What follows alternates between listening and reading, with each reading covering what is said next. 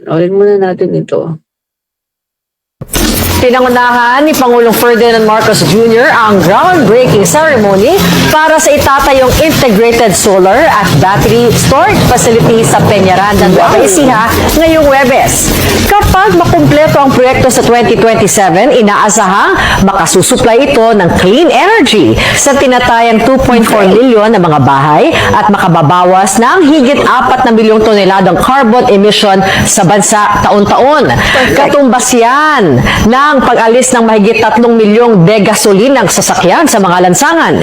Itinuturing din ang proyekto bilang pinakamalaking integrated solar at battery storage facility sa buong mundo.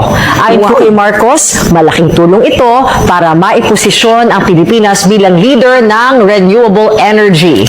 Makalilikha rin anya ang proyekto ng 10,000 trabaho para sa mga Pilipino. Aabot sa mahigit 230 bilyong piso ang gugugulin sa proyekto.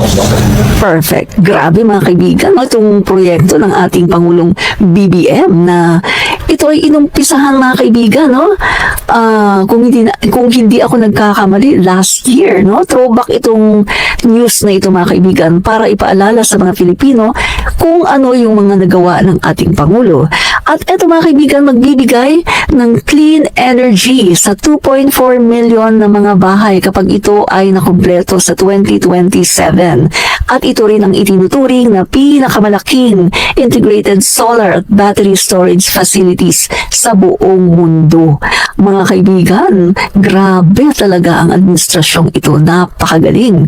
At ito mga kaibigan, sabi ng ating Pangulo, ay magiging daan para ang Pilipinas ay tanghalin na leader in renewable energy. Yes, ang galing talaga. At hindi pa yan mga kaibigan na mababawasan ang mahigit sa 4 na milyong toneladang carbon emission sa bansa taon-taon. So ibig sabihin nakakatulong din ito sa climate change. Ang galing talaga ng naisip ng ating Pangulo. Ganyan po siya kagaling mga kaibigan.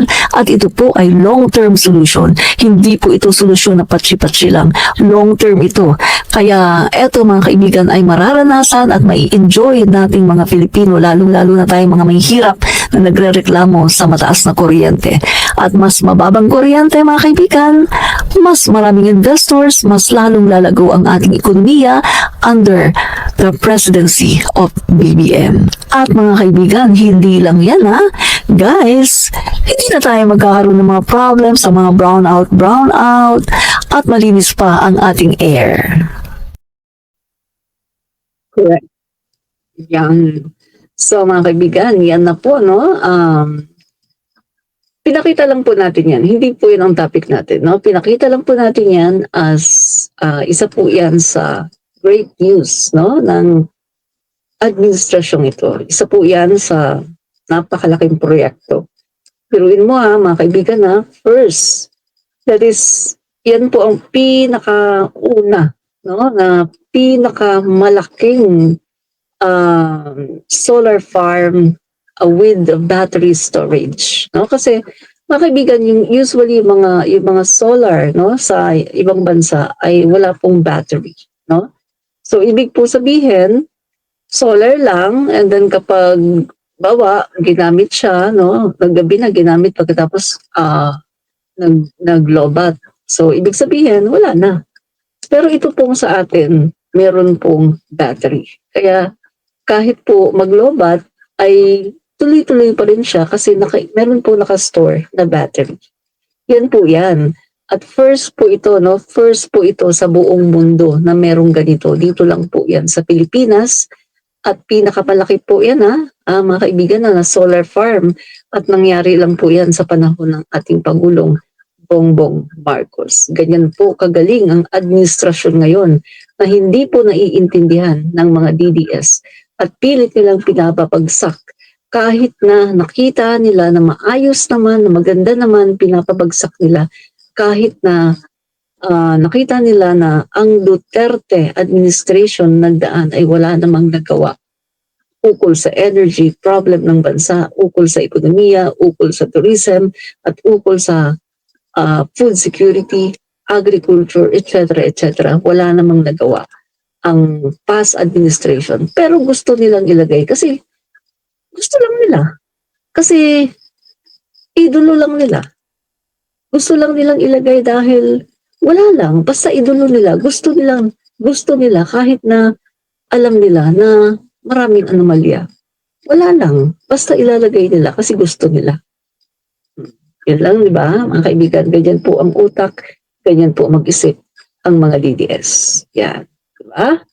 So, ngayon mga kaibigan, papakita na po natin no, yung mga videos na ating kokomentuhan. No? So, habang piniplay natin ito mga kaibigan, ay kokomentuhan natin. How do you decide on choosing your topics for your content? My personal content, Yes, for your personal account. I don't decide. Facebook has a what's on your mind field, and what's on my mind in that moment is what I write about. So you would say that all this are simply random, spontaneous thoughts that you have over. Yes. So, do you consider yourself, tinuturing mo ba sarili mo na influencer in addition to your professional role as a journalist? I do not know. I'm not a self-identified influencer. I cannot say that I am an influencer, even if I do have a modest following that's below 500,000, because I don't do lives. I don't do YouTube. I have never gone. I only write on Facebook. That's it. I only write on Facebook. I don't do YouTube. I don't do lives. I don't do podcasts. So, But you are aware that with your significant, your modest following on Facebook, as you refer to it, gives you a considerable audience to your postings. Are you aware of that? not more than the others. Yes, I do have a modest following, but not more than the others. But are I'm you- not in the level of thinking Pinoy, Sasurogando, Sasot, Maharlika. I could still go around. But not, you are- not, but I could still go around, not recognized by people. So no, I'm not an influencer because people don't know me, but I have a voice. Let's put it at that. I have a voice. But then again, I'll bring back a question. Are you aware of the volume, the size of the audience that are listening, are reading your posts? Yes, because the measure is the likes, the number of likes. So sometimes I believe syempre, I don't have proof of that, but in my previous Facebook, I believe that I was shadow banned. So my likes in my 480,000 Facebook was around 5,000, maximum 10,000. Now, this is a new account, and I don't think I've been shadow banned yet. I can reach as many as 50,000, even 100,000. So this is the new account. 50,000 for a single post. Yes, for this new account. Mr. Chair, just want to put on the record that to put everything in context, no, that the resource person on many occasions, several instances in her previous account, and I'm not so sure because I haven't seen the current accounts, have actually written about this representation, has made post against this representation. But I will take the advice of the good Congressman Marcoleta that we politicians, public servants should not be onion skin, and I will make sure that I'll be as objective as possible with my questions. Can I reply to that, Mr. Chair? No, I will continue with my questions, Mr. Chair. Mrs. Crescent, ano po ang klase ng content ng inyong pinopost? Political, personal, lifestyle. And many of these Basically, what my life is in the public. Anything, food, films. Political is a big part because I am politically inclined. I like talking about politics, but it's not the end all and be all of my account. How many percent would you consider those would carry political? How many percent of your posts would you consider would carry political themes? In my old account, probably 70, 80%. I'm not sure. I don't measure it's spontaneous. I don't set out to I don't have a quota. And you attribute this simply because you are Because I'm very politically politically inclined. aware and I'm very politically passionate, sir. Sa mga content mo, may naalala ka bang pinakamaraming engagements, views, likes, or whatever impressions? Yung pinaka nag-trending na post mo? Top of mind. Sa old account, ang pinaka nag-trending na post was the death of Stan Lee. It's not a political post, the death of Stan Lee, the creator of Marvel. Sa new account, my sadness over PRRD spending his birthday alone in his cell in The Hague. Yung sa mga political post mo in the previous account, ano po yung pinaka nag-trending? I don't remember exactly, but it's always about the former president. So sa tingin mo, bakit nagtre-trending isang post ni Crescencio? I don't know. Maybe because it resonates with people. Because I have never boosted a post. I have never bought likes, or I have never paid to get liked or followed. So I cannot speak for my audience or readers, but it's probably common sense that it resonates with them, that there are a lot of people who love President Duterte. Ayan. So, yan. So, yan na mga kaibigan. No? Nakita po ninyo yung unang video na pinalabas natin. So, dito mga kaibigan, no? Talagang nag-isa dito si Crescent, no? scrutinize yung kanyang pagiging influencer, pagiging vlogger. Pero hindi niya inaamin na siya ay isang influencer bagamat ang kanyang following ay nasa mga 500,000 na, di ba? So, kapag ganun kasi, tapos kapag siya ay nagpo-post, ang daming likes, ang daming share. So, pwede ka nang tawagin na influencer kasi biruin mo nakaka-influence ka ng maraming tao at naniniwala yung mga DDS sa'yo kahit na um, fake news naman ang post, di ba? So, ayun mga kaibigan, no? Matatawag siya na influencer dahil from the word itself, influence, no? Yung kanyang influence doon sa mga kanyang mga reader, kanyang mga taga-subaybay, nanonood ng kanyang mga videos, no? At siya din po ay isang journalist, no? Mga kaibigan. Ang nakakapagtaka lang, medyo nagtataka lang ako kasi journalist pala siya. Noon ko lang nalaman, no, nung sa hearing ko lang nalaman na talagang siya daw ay journalist. Kasi kung makikita mo yung kanyang mga posts, no, sa kanyang mga social media posts, parang wala namang trace na siya ay isang journalist, no? So, bakit ko nasabing parang walang trace na siya ay isang journalist? Tingnan Dali, natin kung nakatulog na ang batuta. Tingnan nga natin yung kanyang kanyang Facebook. Okay. Parang hindi ko kasi makita na bakit wala yung kanyang wala yung kanyang Facebook. Hindi ko ma-search yung kanyang Facebook. Wala na ba siyang Facebook, guys? Bakit ganun? Bakit yung Facebook na lumalabas dito na Crisette ay parang bago? So wala na bang wala na bang Facebook to? Ito to. Ay, hindi eh. Parang bago din eh. Ito ba yung kanyang sa 11K followers? Not KLC official. So, nasaan kaya yung kanyang official, bakit parang hindi ko makita, no? Crisette Loreto Chu. So, mga kaibigan, hindi ko na makita yung kanyang siguro, hindi ko alam baka nag siya, no? Baka nag-deactivate, mga kaibigan, kasi kung titignan mo talaga yung kanyang post sa kanyang social media account, marami ka talagang makikita doon na grabe, no? May mga below the belt talaga. Pati mga posts niya tungkol kay Speaker Martin Romualdez, grabe talaga. So, hindi na ako magtataka kung sakali no, na siya po ay nag-deactivate ng kanyang Facebook page.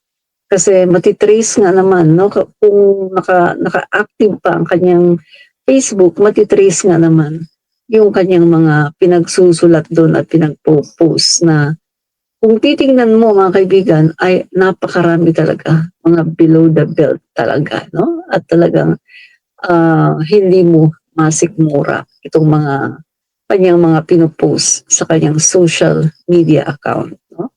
So, ayun sinasabi ko guys, itong nangyari na to ay talagang sila ngayon ay tinitingnan at talagang minomonitor dahil nga sa kanilang mga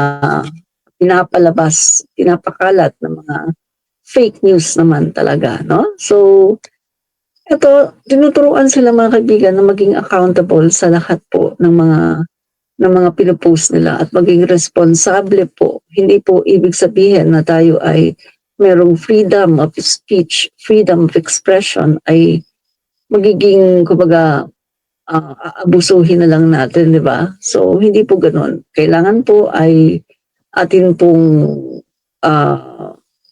kumbaga, ingatan, no? Yung ating mga pinopost. At isipin po natin na ito pong social media ay napakarami po ang gumagamit ito. At once na merong nakapanood or nakakita ng mga videos na pinopost mo at sila ay medyo mahina-hina ang kanilang kalooban or madali silang maniwala, ay baka hindi natin alam kung anong epekto nito sa kanila. Lalo-lalo na yung mga fear mongerer, no, na mga posts, no, mga kaibigan. So, ingatan po natin yung ating mga pinopost, no? So, yung pangalawang video naman, mga kaibigan, papatugtog natin. Okay. Pangalawang video, eto naman siya. Carries weight, and with that weight comes responsibility. I believe, Mr. Chair, this hearing is not about silencing voices. It is about understanding how truth and lies compete in our public discourse and what role social media influencers play in tipping the balance. If truth is repeated more often than lies, even by a margin, say 51 to 49%, then truth can prevail. But if lies dominate the feed, even well-intentioned citizens may find themselves misled, manipulated, and misinformed. So today, we have the opportunity to ask tough questions. We seek accountability, and more than that, we call for a shared commitment to making truth more visible, more frequent, and more powerful than the lie.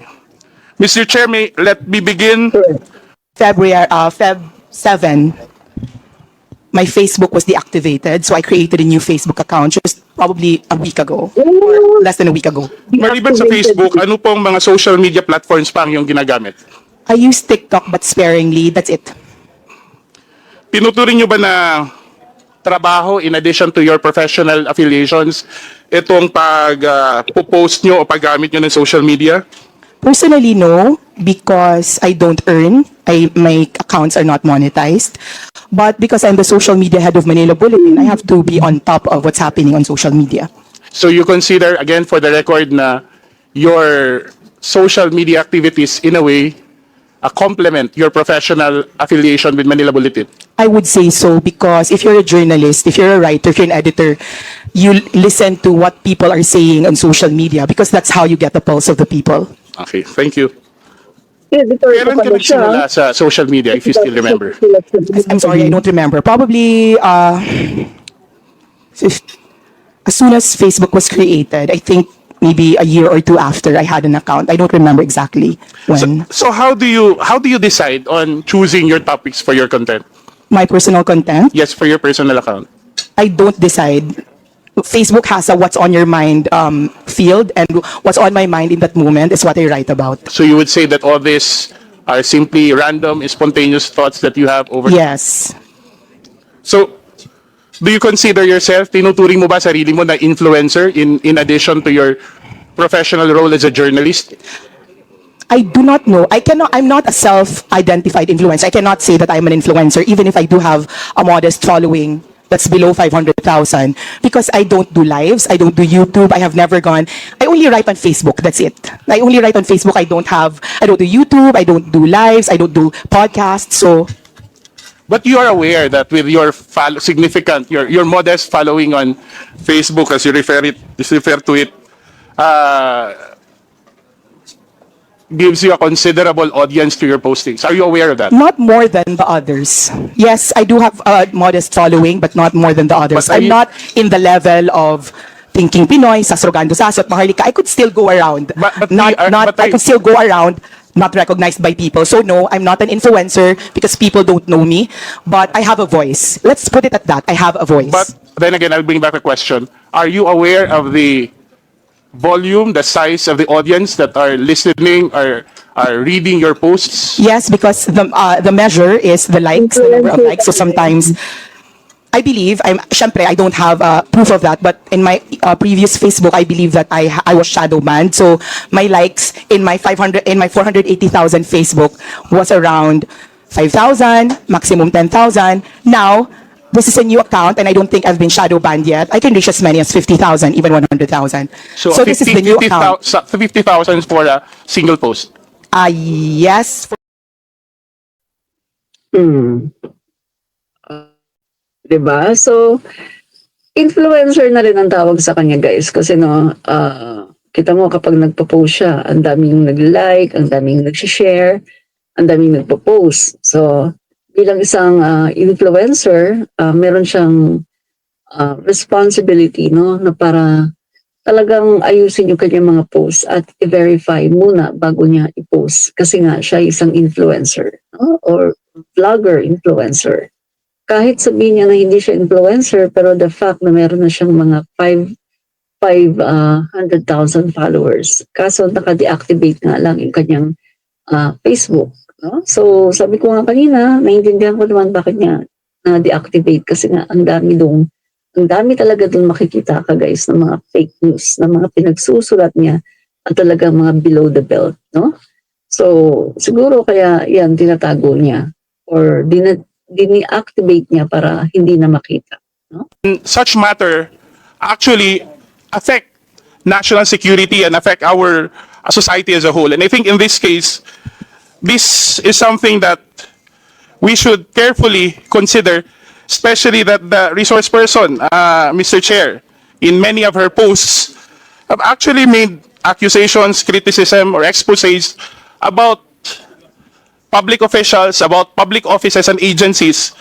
And I think we have to draw the line whether the canons of journalism, especially that Mrs. Crisette Chu is a journalist by profession, that there should be a clear demarcation between personal posts, especially what should determine, I think, Mr. Chair, should be the content of the post rather than who the one writing is.